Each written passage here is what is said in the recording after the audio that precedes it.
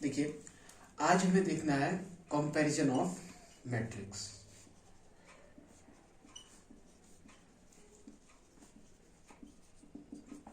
तो दो मैट्रिक्स का कंपैरिजन तभी होता है जब दोनों के ऑर्डर सेम हो। ऑर्डर का मतलब हो गया कि अगर मैंने एक matrix A I J M cross N की ली है और दूसरी मैट्रिक्स है मेरी बी, जिसका मैं रिप्रेजेंट कर रहा हूँ बी आई जे से, ये पी क्रॉस क्यू की है, तो यहाँ पर जितने नंबर ऑफ रोज होंगे यहाँ पर भी उतने नंबर ऑफ रोज होने चाहिए, जितने इधर कॉलम होंगे उतने भी इधर कॉलम होने चाहिए। मीन सीधी सी बात है, m is equal to P and n is equal to Q. Okay, तो अगर ये कंडीशन फॉलो करेगी तभी मैट्रिक्स का कंपैरिजन होगा, नहीं तो नहीं होगा। अगर इसमें से कोई एक भी नॉट इक्वल हो गया, मान लीजिए ये बराबर नहीं हुआ या ये बराबर नहीं हुआ, तो मैट्रिक्स का कंपैरिजन नहीं होगा। अब जब मैट्रिक्स का कंपैरिजन हो जाता है तो यहां से दो कंडीशन क्रिएट होती हैं। पहली, या तो वो मैट्रिक्स इक्वल मैट्रिक्स होगी और या तो वो मैट्रिक्स अनइक्वल होगी। तो इक्वल अपने काम की है, अनइक्वल से हमारा कोई लेना देना नहीं है। तो इक्वल को देखते हैं, इक्वल के लिए कंडीशन क्या है। देखिए, सबसे पहले इक्वल मैट्रिक्स होने के लिए मैट्रिक्स कंपेरेबल होनी चाहिए, उसका कंपैरिजन हो चुका हो। और दूसरी कंडीशन क्या है, उसके corresponding elements should be same. कहने का मेरा मतलब ये है कि अगर मैंने 2x2 की कोई मैट्रिक्स बनाई, 1 2 3 4 लिखा और इसको मैंने इक्वल करनी है, तो इधर मैंने कोई वेरिएबल लिख दिया ए बी सी डी, ये तभी इक्वल होगी जब a इज इक्वल टू 1 होगा, b इज इक्वल टू 2 होगा, c इज इक्वल टू 3 होगा and d is equal to 4 होगा। मेरा कहने का मैथमेटिक्स की लैंग्वेज में अगर इसको समझें तो ये है कि यहाँ जो 1 1 बैठा है, इसके जहां पे 1 1 जो रहेगा वो इसके बराबर रहेगा, ये इसके बराबर रहेगा, इसके बराबर रहेगा, इसके बराबर। अगर मैंने गलती से भी यहाँ पे कुछ छेड़छाड़ की या सी को इधर लिखा या डी को इधर लिखा, या फिर मैंने इसको इसकी जगह वैल्यू रख दी 1 2 3 4, मैंने इसमें कुछ भी अपने हिसाब से कुछ भी वो करने की, संशोधन करने की कोशिश की, तो ये 3 को 4 इधर कर दिया या 4 से 2 ऊपर नीचे कर दिया, तो ये मैट्रिक्स नॉट इक्वल टू तुरंत हो जाएगी। ठीक है, तो ये समझ में आ गया। इसके बाद देखते हैं मैट्रिक्स पे ऑपरेशंस कौन कौन से लगते हैं।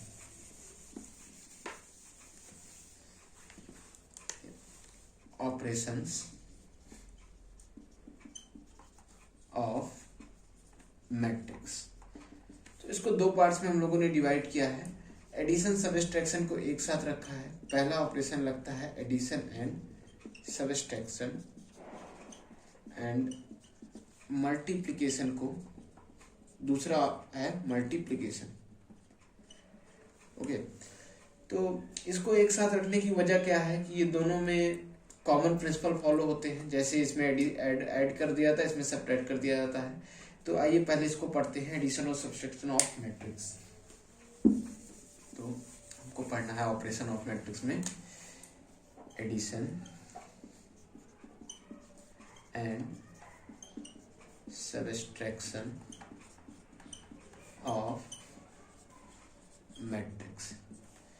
ठीक है, तो एडिशन और सबट्रैक्शन करने के लिए सबसे पहले एक कंडीशन हमको सेटिस्फाई करानी होती है कि मैट्रिक्स के ऑर्डर सेम होने चाहिए।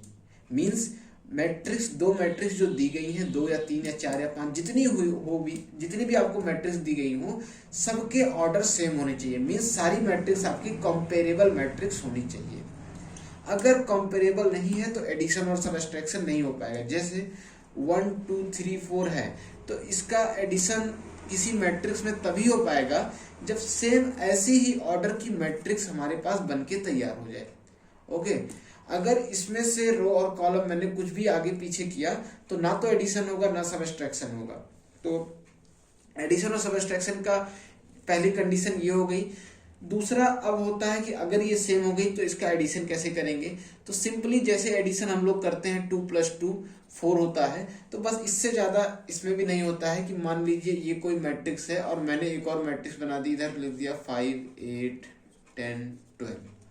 तो अगर मुझे इन दोनों का मैट्रिक्स का एडिशन करना है, इसका तो सिंपल से जहां जहां एलिमेंट इसके बैठे हैं उधर के एलिमेंट को उठाएंगे, दोनों को ऐड कर देंगे। 5 1 + 6 हो जाएगा, 8 और 2 10 हो जाएगा, 13 हो जाएगा, इधर 16 हो जाएगा। तो यही आपका आंसर हो जाएगा। और अगर मुझे इसको सबट्रैक्ट करना है, मैंने इसको सबट्रैक्ट किया, तो फिर जैसे जैसे सबट्रैक्शन होता है 1 में से 5 गया, -4 बचेगा, इधर बचेगा -7 बचेगा, यहाँ बचेगा -6 बचेगा, और इधर का -8 बचेगा। तो एडिशन और सबट्रैक्शन में बहुत सिंपल सा नियम है, जैसे हम लोग नॉर्मल मल्टी एडिशन और सबट्रैक्शन करते हैं उसी तरीके से हमको जहां एलिमेंट जो बैठा है उसी के करिस्पॉन्डिंग एलिमेंट्स पे ऑपरेशन लगा देना है, आपका आंसर आ जाएगा। अब एडिशन की कुछ प्रॉपर्टीज होती है लेकिन सबट्रैक्शन की नहीं होती है। तो पहले देखते हैं एडिशन की प्रॉपर्टीज होती है और फिर सबट्रैक्शन की क्यों नहीं होती है, मैं आपको बताऊंगा प्रॉपर्टीज समझाने के बाद। तो देखिए, अब हमें देखना है properties of addition. Properties of addition तो पहली प्रॉपर्टी है एडिशन की commutative. Addition of matrix is commutative. Addition of matrix is commutative. अच्छा, इस कम्यूटेटिव वर्ड पे आप हाईलाइट कीजिएगा कि इसका मतलब क्या होता है।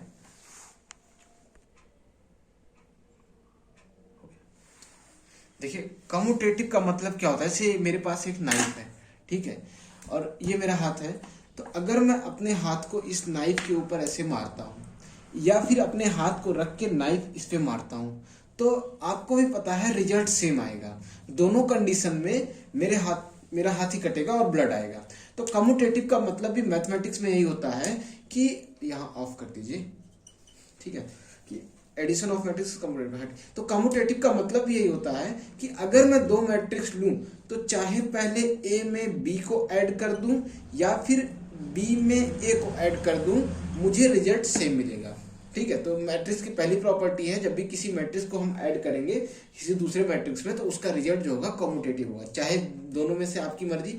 और इनफैक्ट दो क्यों, अगर आप 3 4 5 जितनी भी आपको मर्जी a + b + c + d + z तक लेके चले गए, तब भी आपका पूरा रिजल्ट कम्यूटेटिव ही रहेगा। कि आप किसी को भी पहले, बस आपको ये ध्यान में रखना है कि अगर इधर भी 25 मैट्रिक्स ऐड की तो यहाँ भी 25 मैट्रिक्स ऐड कीजिए। मैट्रिक्स में संख्याओं में फेरबदल मत कीजिए, बाकी आपका रिजल्ट सेम रहेगा। तो पहली प्रॉपर्टी जो हो गई मैट्रिक्स के कम्यूटेटिव होता है। अब दूसरी प्रॉपर्टी हो गई addition of matrix is associative. Associative का मतलब क्या होता है कि मान लीजिए मेरे पास 3 मैट्रिक्स है ए, बी और सी। तो एसोसिएटिव का मतलब ये होता है कि अब मुझे इन तीनों में एडिशन परफॉर्म करना है, मुझे इन तीनों को ऐड करना है। तो अगर मैं ये एसोसिएटिव प्रॉपर्टीज, एसोसिएटिव के वर्ड को हाईलाइट करते हैं कि अगर मैं चाहे पहले बी और सी को ऐड कर दूं और उसके बाद मैंने फिर ए को ऐड करूं, या फिर मैं ए और बी को पहले ऐड कर दूं और उसके बाद में सी को ऐड करूं, तो दोनों कंडीशन में आपको रिजल्ट सेम मिलेगा। तो ये दूसरी प्रॉपर्टी हो गई मैट्रिक्स के एडिशन की। और अब तीसरी प्रॉपर्टी हम लोग देखते हैं, एग्जिस्टेंस ऑफ एडिटिव आइडेंटिटी। ठीक है, देखिए, अगर मेरे पास कोई मैट्रिक्स दी है, लेट सपोज मैंने ए कोई मैट्रिक्स ली किसी भी ऑर्डर की, और उसमें जिस ऑर्डर की मैंने ए मैट्रिक्स ली है उसी ऑर्डर की नल मैट्रिक्स मीन 0। देखिए, इसको ऐसे समझ लीजिए, जैसे मैंने 1 2 3 4 लिया और एक नल मैट्रिक्स मैंने ले ली इसी ऑर्डर की 0 0 0 0। अगर मैंने इन दोनों को ऐड कर दिया तो ये मैट्रिक्स नॉन चेंज, इसमें कोई चेंजमेंट नहीं आएगा, नो चेंज। ठीक है, ये सेम की सेम रहेगी। तो वही अपनी तीसरी प्रॉपर्टी यही कह रही है कि अगर मैंने कोई मैट्रिक्स ली और उसमें मैंने नल मैट्रिक्स को ऐड कर दिया तो रिजल्ट सेम मिलेगा ए, चाहे तो मैं इसको बाद में ऐड करूं या फिर मैंने पहले नल मैट्रिक्स ले लिया और उसके बाद उसमें ऐड किया, तीनों बातें बराबर है। इसमें भी यही देगा, इसमें भी ए देगा। ठीक है, तो ये हमें मिल गई तीसरी प्रॉपर्टी। अब चौथी प्रॉपर्टी क्या है, एग्जिस्टेंस ऑफ एडिटिव इनवर्स। ये एडिटिव इनवर्स क्या है कि भैया मैंने कोई मैट्रिक्स ली ए, अब मैंने क्या किया कि इसके जितने भी एलिमेंट, लेट सपोज ए कोई मैंने मैट्रिक्स ली जहां पर है ए आई जे इसके एलिमेंट, इसके सारे एलिमेंट को मैंने अंदर माइनस से मल्टीप्लाई कर दिया। जो माइनस होंगे प्लस बन जाएंगे, जो प्लस होंगे माइनस हो जाएंगे। तो मुझे इसको ये क्या करना है, देखिए मेरा लैम्प कुछ दिक्कत कर रहा है लाइट से, तो थोड़ी सी लाइट की प्रॉब्लम होगी, आप एडजस्ट कर लीजिएगा, बट नेक्स्ट वीडियो में मैं इससे प्रॉब्लम सॉल्व कर दूंगा। तो देखते हैं। तो मैं ये कह रहा था कि एडिटिव इनवर्स क्या होता है कि मैंने कोई मैट्रिक्स ली ए और वहां पर जिसको मैं ए आई जे से रिप्रेजेंट, इसके सारे एलिमेंट को मैंने माइनस ए से मल्टीप्लाई कर दिया। तो मेरे पास जो नई मैट्रिक्स बनेगी इसको माइनस ए मैं बोलूंगा। तो अगर मैं कोई मैट्रिक्स ऐसी ए लेता हूं और उसको माइनस बना के, उसका नेगेटिव पार्ट बना के इस मैट्रिक्स में ऐड कर देता हूं, तो हमेशा वो एक नल मैट्रिक्स देगा। ठीक है, तो अगर मैं चाहे इसको पहले ऐड कर दूं या फिर इसको पहले मैं इस तरह लिख दूं, दोनों बात एक ही है, रिजल्ट आपको सेम मिलेगा। तो ये चौथी प्रॉपर्टी हो गई। एक पांचवी प्रॉपर्टी होती है कैंसिलेशन रूल, जो कि बहुत क्वेश्चन कभी कभी उसमें पूछ लिए जाते हैं। इसमें एक दो इसकी मैट्रिक्स यूज होती है, हालांकि हर किताबों में नहीं दिया है, बट हम लोग देखते हैं उसका क्या है। देखिए कैंसिलेशन रूल क्या कहता है ये मैट्रिक्स कि अगर मैंने कोई मैट्रिक्स ली मैंने तीन मैट्रिक्स ली ए बी एंड सी, तो अब इसका मैं एडिशन कर दूं या फिर इसका एडिशन कर दूं, A plus B is equal to A plus C. अगर मैं ऐसा करता हूं, मुझे नहीं पता है कौन सी मैट्रिक्स बराबर है कौन सी मैट्रिक्स नहीं बराबर है, तो उस कंडीशन में b इज इक्वल टू सी होगा। अब ये कैसे होगा, देखिए सबसे पहले देखिए कि अगर मैं मैट्राइसेस में ये ए मेरी मैट्रिक्स है, इसका मैं नेगेटिव बना लेता हूं, माइनस ए आएगा, दोनों साइड में ऐड कर देता हूं, इधर भी मैंने माइनस ए ऐड कर दिया, इधर भी ऐड कर दिया सी। तो अभी मैंने चौथी प्रॉपर्टी आपको बताई कि ये और ये मिला करके किसी भी सूरत में नल मैट्रिक्स ही देंगे। तो यहाँ नल मैट्रिक्स मिल गई ओ, इधर भी मिल गई नल मैट्रिक्स ओ और ये सी। तो अभी मैंने तीसरी प्रॉपर्टी भी जस्ट उसके पहले मैंने डिस्कस की थी कि अगर किसी मैट्रिक्स में कोई नल मैट्रिक्स हम ऐड करते हैं तो उस मैट्रिक्स में कोई चेंज नहीं आएगा। मीन्स मैं बी में नल मैट्रिक्स ऐड कर रहा हूं तो बी जैसा था एकदम वैसा ही दिखेगा, और इधर सी में भी नल मैट्रिक्स ऐड कर रहा हूं तो सी भी जैसा था वैसा ही दिखेगा। तो बी इज इक्वल टू सी।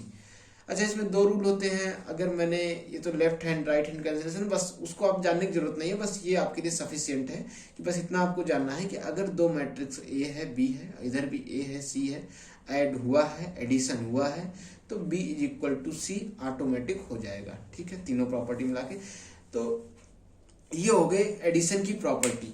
अब आते हैं सबट्रैक्शन पे। तो मैंने आपसे एक बात बताई थी, मैंने आपको कहा था कि सबट्रैक्शन में कोई प्रॉपर्टी नहीं होती है। सबट्रैक्शंस हैव नो प्रॉपर्टी। ठीक है, ऐसा क्यों होता है? देखिए, सबसे पहली प्रॉपर्टी थी एडिशन की कम्यूटेटिव। कम्यूटेटिव में मैंने क्या बोला था कि अगर कोई मैट्रिक्स a प्लस बी है तो उसका b प्लस ए भी बराबर होगा। लेकिन इन केस ऑफ सबट्रैक्शन में देखता हूं, अगर a माइनस बी है और b माइनस ए होना चाहिए तो कम्यूटेटिव रूल सबट्रैक्शन फॉलो करता। बट यहां पर क्या है कि अगर मैं a माइनस बी कर दूं, मान लीजिए मैं बिल्कुल छोटा छोटा एग्जाम्पल लेता हूं, ये इधर मैं 1 2 लिख देता हूं और यहाँ पर -2 और 3 लिख देता हूँ। ठीक है, तो a माइनस बी हम करेंगे तो मुझे क्या मिल जाएगा, 3 मिल जाएगा, और यहाँ करेंगे तो -1 मिल जाएगा इस तरफ। और इधर मैं अगर करूंगा तो -2 एंड इधर -1, तो इधर -3 मिल जाएगा और इधर 1 मिल जाएगा। देखिए दोनों नॉट इक्वल, बराबर नहीं हुए, तो कम्यूटेटिव रूल पहले ही फेल हो गया, ये तो पहले नहीं हुआ। इसी तरह एसोसिएटिव में कि मान लीजिए मैंने a माइनस बी माइनस सी किया, तो ये देखिए माइनस साइन की प्रॉपर्टी क्या होती है कि अगर c के पास कोई ऐसा साइन होगा कि जिसके अंदर माइनस आएगा तो ये तो उसको प्लस बना देगा। अब जैसे ये एक एलिमेंट प्लस बन गया, अब देखिए आगे भी माइनस हो रहा है तो इसका प्लस इसके लिए घातक बन जाएगा ना, कि अब अगर माइनस होगा तो इधर ये वाला माइनस प्लस बना देगा, जो माइनस होगा ये वाला माइनस, एक मतलब साइन चेंज हो जाएगा। तो साइन चेंज होने की वजह से जो माइनस माइनस प्लस हो जाता है, इसकी वजह से सबट्रैक्शन कोई प्रॉपर्टी फॉलो नहीं करता। ओके, तो एक चीज और इसमें रह गई है, बस उसको देखते हैं, अपना एडिशन सबट्रैक्शन खत्म हो जाएगा। 2-4 क्वेश्चन देखेंगे तो आपके एडिशन और सबट्रैक्शन के ऊपर पूरी कमांड आ जाएगी। देखिए, अगर कोई स्केलर नंबर हम लेते हैं तो उसकी प्रॉपर्टीज क्या है, multiplication of a scalar in a matrix. इसको जनरल में पहले समझ लेते हैं। जैसे मान लीजिए मैंने 4 आगे किसी मैट्रिक्स के लगा दिया, ए कोई मैट्रिक्स है उसके आगे मैंने 4 लिख दिया। अब मैट्रिक्स मैंने 1 को एक ए मैट्रिक्स मैंने इक्वल्स लिख दिया 1 2 3 4, और आपसे मैं बोलूं कि आप 4a की वैल्यू निकालो, तो आपको कुछ नहीं करना है, सारे ये जो 4 है इसको उठा के जब आप अंदर भेजोगे तो सारे एलिमेंट को बांट देना है, कोई भी छूटना नहीं चाहिए, सभी को मिलेगा, ठीक है। और सभी को ले जाके मल्टीप्लाई करा दीजिए, जो आंसर आएगा वही आपकी 4a की वैल्यू हो जाएगी। तो पहले बार जाएगा 8, इधर 12, इधर 16, बस सीधी सी बात है। तो इसकी कुछ प्रॉपर्टीज होती हैं, इसी की बस अपने को प्रॉपर्टी देखना है, ठीक है। तो देखिए, अगर कोई पहली प्रॉपर्टी तो यही जो मैंने बताई है, पहली प्रॉपर्टी यही है कि अगर कोई लैम्डा में नंबर लूं या फिर ए, आप जो भी बोल दीजिए, लैम्डा लीजिए, ए लीजिए, बी लीजिए, और कोई मैट्रिक्स है कैपिटल ए, तो उसके जो मल्टीप्लाई होगा सब जगह अंदर मल्टीप्लाई हो जाएगा उसके एलिमेंट से, तो ये बन जाएगा लैम्डा ए आई जे, ठीक है, जितने की m क्रॉस n की जो भी ऑर्डर है उसका मैट्रिक्स है। तो ये पहली प्रॉपर्टी हो गई। अगर दूसरी प्रॉपर्टी ये है कि अगर मैं कोई 2 नंबर ले लूं, लेट सपोज मैंने एक नंबर ले लिया P ले लिया और एक नंबर Q ले लिया, ओके, और मैट्रिक्स A ले ली, तो चाहे मैं P और Q को पहले ऐड करके इसमें मल्टीप्लाई कर दूं इस मैट्रिक्स में, या फिर इस मैट्रिक्स को पहले P के पास भेज दूं या Q के पास भेज दूं, P plus A and Q plus A, दोनों कंडीशन में हमें जो एक वैल्यू मिलेगी एक दूसरे के इक्वल मिलेगी, बराबर मिलेगी, चेंज नहीं आएगी। तो ये दूसरी प्रॉपर्टी हो गई। तीसरी प्रॉपर्टी हो गई कि अगर कोई मैंने ले लिया लैम्डा और 2 मैट्रिक्स है A प्लस बी, तो चाहे मैं पहले A प्लस बी को ऐड करके लैम्डा से मल्टीप्लाई कर दूं, या फिर मैं अंदर लैम्डा को बांट दूं, ऐसे लैम्डा को पहले A से मल्टीप्लाई कर दिया, फिर लैम्डा को B से मल्टीप्लाई कर दिया, पहले लैम्डा को A से मल्टीप्लाई कर दिया, फिर लैम्डा को B से मल्टीप्लाई कर दिया, और फिर दोनों को ऐड कर दिया। दोनों कंडीशन में वैल्यू जो आपको मिलनी है वैल्यू बराबर मिलेगी, ठीक है। अगर इसमें चौथा एक छोटा सा वर्जन है कि अगर मैंने किसी मैट्रिक्स को मल्टीप्लाई कर दिया -1a से, तो वो -a बन जाएगा, और अगर मैंने इसमें और स्पेशल फॉर्म हो गई कि -k से मल्टीप्लाई कर दिया तो -ka बन जाएगा, ओके। तो ये सिंपल सी कुछ प्रॉपर्टीज हो गई मल्टीप्लिकेशन ऑफ स्केलर की। इस पे क्वेश्चन बहुत ज़्यादा टफ नहीं आते, तो लेकिन फिर भी अब देख लेते हैं अपन 4-5 क्वेश्चन। अगर 4-5 क्वेश्चन देख लेंगे तो हमारा और अच्छे से कॉन्सेप्ट क्लियर हो जाएगा और क्वेश्चन गलत नहीं होंगे। तो पहला क्वेश्चन मेरे पास है कि ये मेरे पास कोई मैट्रिक्स है 2 अल्फा प्लस 1, इधर है 0, यह है 3 बीटा और plus beta square minus 5 beta, और इसको मैंने इक्वल कर दिया इस मैट्रिक्स के अल्फा प्लस 3 और 0, बीटा स्क्वायर प्लस 2 और -6। तो दोनों इक्वल मैट्रिक्स है। इक्वल मैट्रिक्स के कॉन्सेप्ट, अब मैं आपसे पूछूं अल्फा और बीटा की वैल्यू बताइए, ओके। तो हमें पता है, मैंने आपको दे दिया दोनों इक्वल मैट्रिक्स है। इक्वल मैट्रिक्स में मैंने आपको कॉन्सेप्ट बताया था, जो एलिमेंट जहां बैठा है सामने सरहद पार उसी एलिमेंट के बराबर वहीं से जाके लड़ेगा। ये जाके इससे लड़ेगा, ये इससे लड़ेगा, ये इससे लड़ेगा, ये इससे लड़ेगा। तो जब लड़ेगा तो भाई बराबर रहेगा, दो में बराबरी की टक्कर होगी, तो इज इक्वल टू ये इसके हो जाएगा। यहाँ से देखिए लैम्डा इधर आएगा तो प्लस 1 2 इधर 2 है, इधर 1 है, तो 1 लैम्डा बनेगा, 1 उधर जाएगा, माइनस हो जाएगा, लैम्डा बराबर 2 वैल्यू आ जाएगी। उसी तरह बीटा वाले में 3 बीटा बराबर जाके उधर लड़ेगा बीटा स्क्वायर प्लस 2 से। अब 3 बीटा को उधर फेंकेंगे तो ये क्वाड्रेटिक बन रही है 2 माइनस 3 बीटा। तो बीटा इसको सॉल्व करने पे बीटा बराबर देगा 1 और 2, ओके। तो ये बीटा की वैल्यू हो गई। अब अगर देखिए बीटा यहाँ पे, एक बीटा यहाँ है, एक यहाँ से यहाँ बन रहा है, यहाँ से यहाँ बन रहा है, तो दोनों कंडीशन में चाहे मैं इसको सॉल्व कर लूँ चाहे मैं इसको सॉल्व कर लूँ, आप सॉल्व करके देख लीजिएगा वैल्यू डिफरेंट नहीं आएगी। जो वैल्यू इन दोनों के लड़ाने से आएगी वही वैल्यू इन दोनों के लड़ने पर भी आएगी। तो ये तो मैंने सॉल्व करके दिखा दिया, आप इसको सॉल्व करके चेक कर सकते हैं। ओके, तो ऐसा कुछ क्वेश्चन इक्वल मैट्रिक्स से कभी कभी पूछा जाता है, बाकी इससे टफ क्वेश्चन नहीं आते।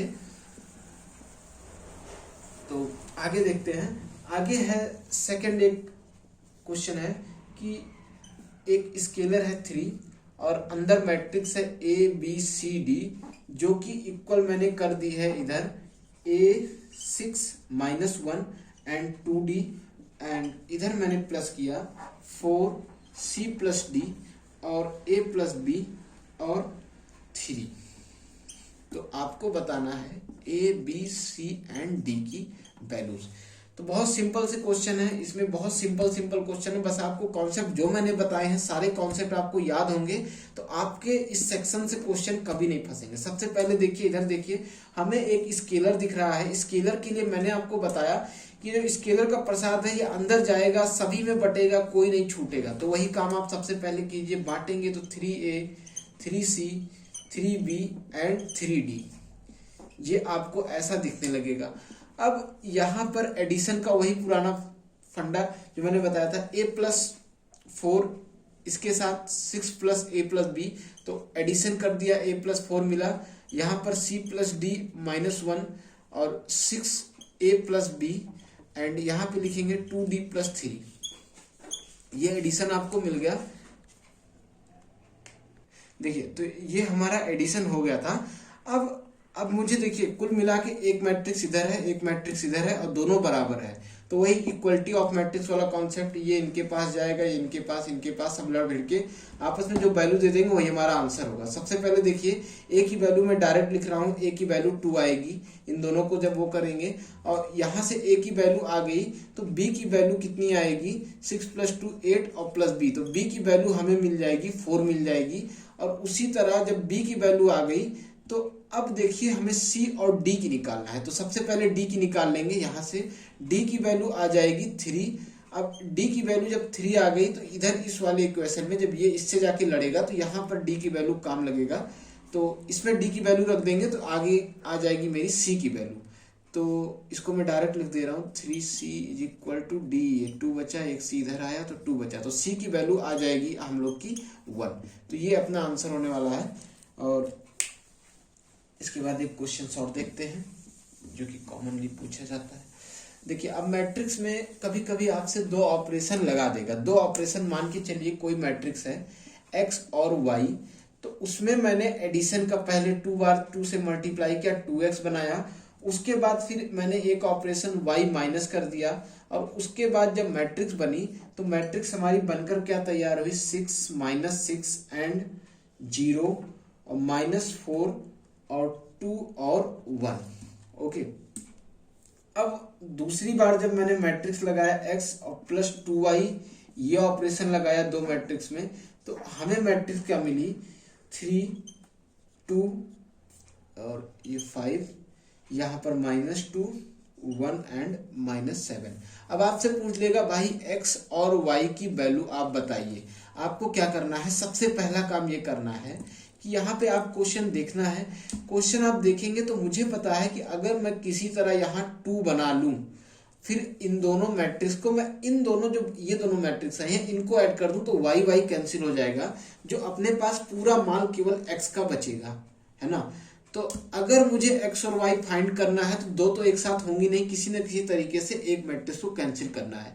तो ऊपर वाले मैट्रिक्स में देखिए, अगर हम कोई स्केलर नंबर लेते हैं 2, दोनों तरफ मल्टीप्लाई कर देते हैं, ठीक है, तो हमारा काम बनने वाला है। तो जो नई मैट्रिक्स मिलेगी तो वो पहली मैट्रिक्स 4x बन जाएगी और यहाँ पर 2y बन जाएगा।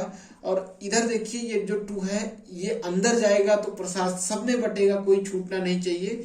तो ये 12, ये -12, ये 0, ये -8 और ये 4 और ये 2, ये मैट्रिक्स अपनी ये बन गई। अब नीचे वाली जो मैट्रिक्स है ये एज इट इज इसको लिख देते हैं, 3 2 5 -2 1 एंड -7।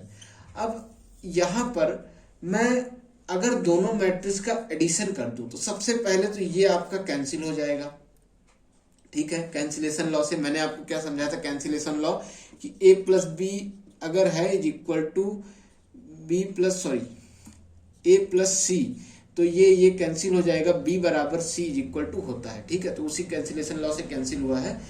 हालांकि वैसे तो आपको दिख रहा है कि लीनियर में से कैंसिल होता है, बट असली रीजन इसके कैंसिल होने के पीछे वही था, ठीक। इन दोनों को ऐड करेंगे तो 5x बनेगा। यहाँ इस मैट्रिक्स को ऐड करेंगे, मैं डायरेक्ट लिख रहा हूँ, तो ये 15 बनेगा, इधर -10 बनेगा, इधर -10 बनेगा, यहाँ 5 बनेगा, यहाँ 5 बनेगा, यहाँ पर -5 बनेगा। अब जब ये 5 उठ के इधर आके यहाँ गिरेगा तो ये x को 5 बार सबको डिवाइड बना देगा, 1/5 आएगा। और जब 1/5 अंदर सबके पास जाके कटेगा मरेगा तो ये सबको बनाएगा, 3 बनाएगा, इसको 2 बनाएगा, इसको 1 बनाएगा, इसको -2 बनाएगा, इसको 1 बनाएगा, इसको -1 बनाएगा। तो हमें x की वैल्यू मिल गई। अब x की वैल्यू चाहे इस मैट्रिक्स में या फिर जो ओरिजिनल मैट्रिक्स थी ये वाली में नहीं रखेंगे, या ये वाली में या ये वाली में, इसकी जो ओरिजिनल मैट्रिक्स थी वहां पर x की वैल्यू पुट कर देना है और y हमें मिल जाएगा। तो x की वैल्यू जब हम इधर पुट करेंगे, मान लीजिए दूसरी वाली में करते हैं, तो y की वैल्यू क्या मिलेगी, आप डायरेक्ट मैं इधर लिख दे रहा हूँ, और लेकिन आप सॉल्व करके आप मिला लीजिएगा अपने आंसर।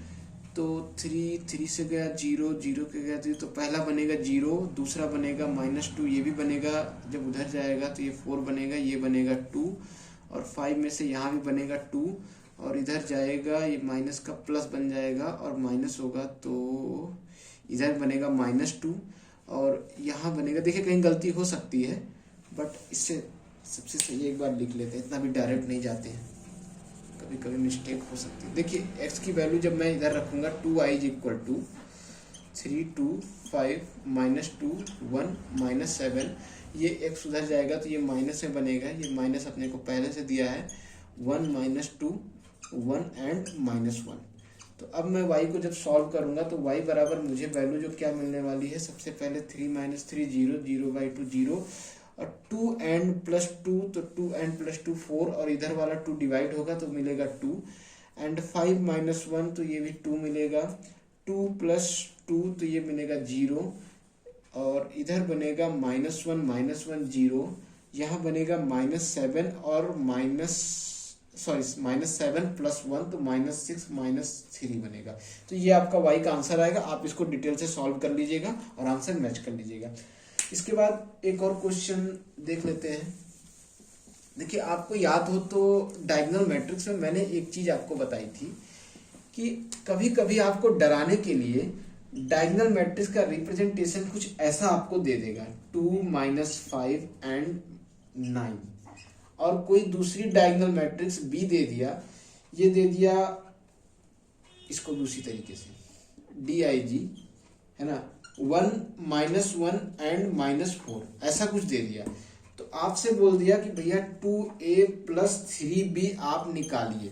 तो सबसे पहले आपको ये देख के डरना नहीं है कि आपको देखा अरे ये क्या दे दिया, ये तो मैं निकाल ही नहीं पाऊंगा, इसको a = तो ये और कुछ नहीं कह रहा है, ये आपको डराने के लिए इसने आपका भेष केवल बदल दिया, इसका अपना भेष बदल लिया है। आपको भेष बदलते समझ जाना है कि 2 - 5 और 9 ही हमें लिखना है, बाकी सब जगह 0 0 0 सन्नाटा बना देना है। ये कुछ नहीं है, ये a ही है, a का बिगड़ा हुआ फॉर्म है। b बराबर जब मुझे लिखना है तो 1 एंड 4, और बाकी सब लोगों को 0 चढ़ा देना है। 0 आपने चढ़ा दिया तो ये आपका बन गया। अब इसके बाद क्या हुआ, 2a + 3b आपको निकालना बहुत आसान है। इसको 2a जब बना देंगे तो यहाँ 4 बन जाएगा, यहाँ 10 बन जाएगा, यहाँ 18 बन जाएगा। इसको 3b बना देंगे तो यहाँ 3 बन जाएगा, यहाँ भी 3 बन जाएगा, यहाँ 12 बन जाएगा। अब जब दोनों को ऐड कर देंगे तो 4 और 3 7 बन जाएगा, -10 और 3 -7 बन जाएगा, और इधर देखिए यहाँ -6 बन जाएगा। बाकी सब 0 है, 0 में 0 ऐड करो तो भी 0, 0 में 0 माइनस करो तो भी 0। लेकिन मल्टीप्लाई और डिवीजन में काम खराब हो जाता है, मल्टीप्लाई में तो वही पुराना सिस्टम, 0 से मल्टीप्लाई 0। ठीक, तो अभी एडिशन सब्ट्रैक्शन पढ़ना है, बाकी मल्टीप्लिकेशन डिवीजन देखेंगे 0 क्या करता है, तो आपको ये आंसर मिलने वाला है। ठीक, तो लगभग क्वेश्चंस मैंने आपको कवर करा दिए, इसमें जितने टाइप के होते हैं, बस ये एक टाइप बच गया, उसको भी देख लेते हैं।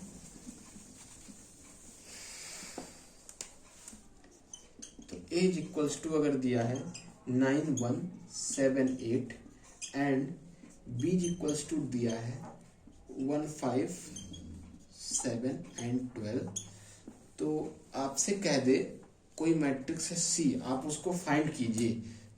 कब फाइंड करेंगे? जब 5a प्लस 3b और plus 2c equals to null matrix O। ठीक है, तो पहले देखिए हमको दे दिया गया ये नल मैट्रिक्स है, तो सबसे पहले मुझे A और B के फॉर्म में ये पूरी मैट्रिक्स बना लेनी है। ठीक है, तो लेट सपोज C कोई मैट्रिक्स है, हम लेट कर लेते हैं C अगर ये 2 इंटू 2 की है, 2 इंटू 2 की है, एडिशन सबट्रैक्शन तभी पॉसिबल है जब सारे ऑर्डर सेम हो, है ना। तो ये अगर 2 इंटू 2 की है तो C भी हमारे पास 2 इंटू 2 की ही मिलने वाली है। 2 इंटू 2 की मैट्रिक्स बनाने के लिए मैंने एक एलिमेंट A मान लिया, B मान लिया, C मान लिया, D मान लिया, ये अपनी मैट्रिक्स बनके तैयार हो गई कि इस फॉर्म में दिखने वाली। अब कंडीशन लगाते हैं और आगे बढ़ते हैं। देखिए 5 को A से मल्टीप्लाई करेंगे तो अंदर मैट्रिक्स बनेगी 5 9 जा 45, 5 7 35 और ये 5 और 8 5 जा 40, ये आपको मिला। इसी तरह 3 से अंदर भेजेंगे उसको, 3 को सब में बटेगा, सबको मिलेगा 3 1 जा 3, 3 7 जा 21, 3 5 जा 15, 12 3 जा 36, ये मिला। 2C, जब C के अंदर 2 को भेजेंगे 2A 2B 2C 2D is equals to क्या मिलेगा? 0 0 0 0 0। सबको ऐड कर देते हैं 45 प्लस 3 प्लस 2A, ठीक है, 35 plus 21 plus 2C, 15 plus 5 plus 2B and इधर क्या बनेगा 40 plus 36 plus 2D is equals to इधर 0 0 0 0। अब ये इक्वल मैट्रिक्स बन गई। इक्वल मैट्रिक्स के लिए मैंने क्या समझाया था? जहां बैठा है सरहद पार जाएगा उसी से लड़ेगा। जब ये इससे लड़ने जाएगा तो कट पिट के ए की जो वैल्यू आएगी 48 प्लस 2 इज इक्वल टू 0, तो ए की जो वैल्यू मुझे मिलने वाली है -24। उसी तरह बी और सी और डी की वैल्यू आप अपने आप से निकालिए और आंसर कमेंट बॉक्स में कमेंट कीजिए। ठीक है, तो मिलते हैं अगली वीडियो में। तब तक आज के लिए मैथमेटिक्स का ज्ञान यही स्वाहा करते हैं। अगले वीडियो में हम पढ़ेंगे मल्टीप्लिकेशन।